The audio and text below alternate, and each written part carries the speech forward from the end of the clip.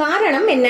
பெரும்பாலும் அடியவர்கள் இறைவனிடம் தங்களை பற்றி குறிப்பிடும் பொழுது நான் யானையாக இருக்கிறேன், பூனையாக இருக்கிறேன் என்றெல்லாம் குறிப்பிடுவதில்லை. நாயாக இருக்கிறேன் என்றுதான் குறிப்பிடுகின்றார்கள். நாயினும் கடையேன் என்று தன்னை மாணிக்கவாசக சுவாமிகள் கூறிக்கொள்கிறார்.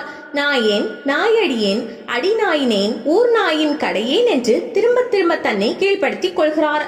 திருவாசகத்தில் 67 இடங்களில் நாயேன் என்று பாடியுள்ளார். நன்றி உணர்ச்சிக்காக பாராட்டப்பட்டாலும் விலங்குகளில் மிக கீழானதாக கருதப்படுவது நாய். இறைவனை மிக உயர்ந்தவனாகவும் தன்னை மிக தாழ்ந்தவனாகவும் கூறிக்கொள்வது பக்தர்களின் இயல்பு.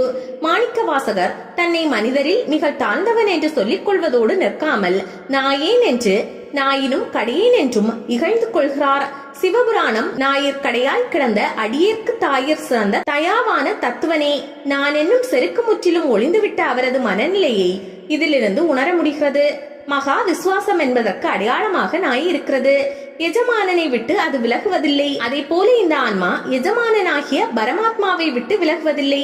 இதற்கு அடையாளமாக தான் பைரவருக்கு நாய் வாகனமாக இருக்கிறது.